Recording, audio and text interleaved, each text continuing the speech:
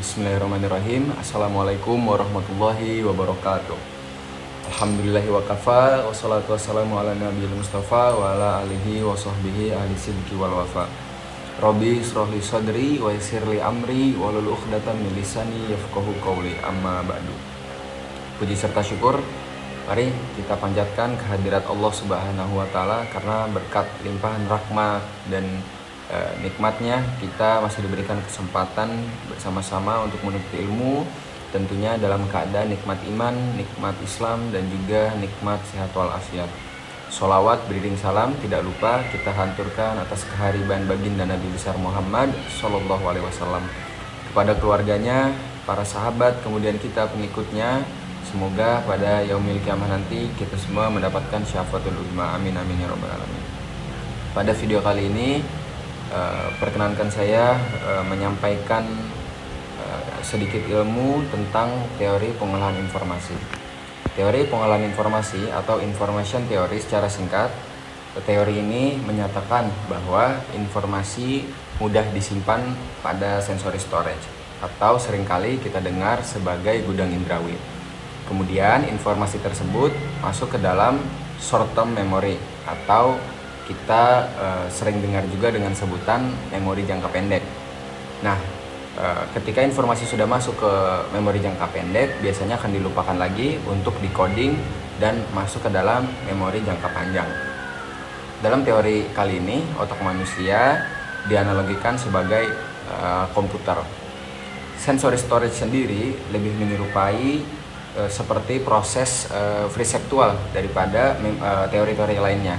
Memori sendiri ada dua macam. Yang pertama, memori ikonis, yaitu materi yang kita peroleh secara visual, dan memori ekosis, yaitu perolehan materi yang berlangsung cepat, di mana hanya berlangsung 1/10 saja atau bisa jadi cuma 1/4 detik doang. Nah, sensory storage lah yang menyebabkan kita dapat melihat rangkaian gambar seperti bergerak ataupun video, seperti saat teman-teman menonton video kali ini ataupun ketika teman-teman sedang menonton teater. Supaya mudah diingat, informasi harus masuk terlebih dahulu ke ingatan jangka pendek. Nah, ini pun berlangsung sangat singkat. Contoh, misalnya teman-teman melihat nomor telepon, kemudian melakukan panggilan. Nah, setelah melakukan panggilan, biasanya kita cenderung lupa lagi sama nomor yang barusan kita panggil. Nah, cara untuk menanggulanginya adalah dengan mengulangi nomor tersebut berkali-kali. Nah, memori jangka pendek sangat dipengaruhi oleh interferensi. Memori jangka pendek hanya bisa mengingat 7 bit informasi ketika kita dapatkan dalam satu waktu. Misal 8165422. Itu mudah diingat, tapi sulit untuk mengingat angka 1708, 1945, dan 1365. Jumlah bit informasi kita sebut sebagai rentangan memori. Untuk meningkatkan kemampuan memori jangka pendek, beberapa teori menganjurkan kita untuk mengelompokkan informasi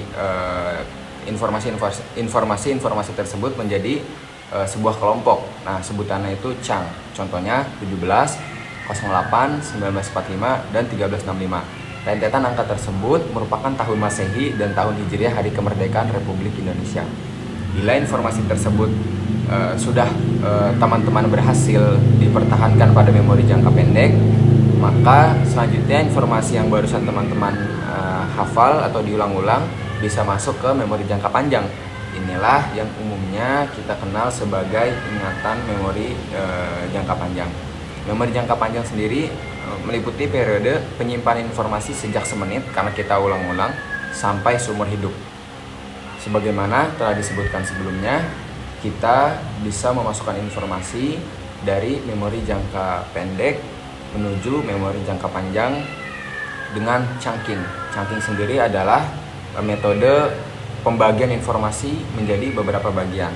Caranya adalah teman-teman bisa terlebih dahulu mengaktifkan memori jangka pendek, yaitu ketika mendapatkan informasi kita ulang-ulang untuk waktu yang lama, kita ulang-ulang dalam beberapa menit.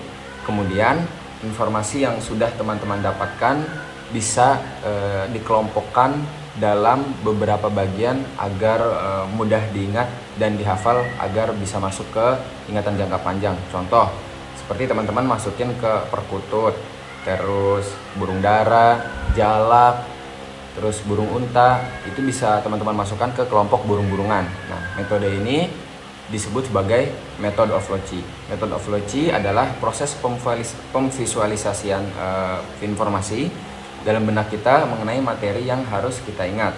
Saya tidak bermaksud menguraikan strategi mengingat tersebut secara terperinci, tetapi dalam video kali ini saya hanya ingin menunjukkan mekanisme kerja memori dalam menerima, mengolah, dan juga menyimpan informasi.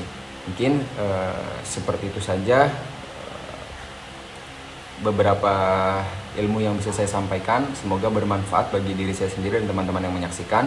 Terima kasih atas perhatiannya. Mohon maaf atas segala kekurangannya. Wabillahi taufiq wal hidayah wa ridha wal inayah. Billahi sabilil haq fastabiqul khairat. Wassalamualaikum warahmatullahi wabarakatuh.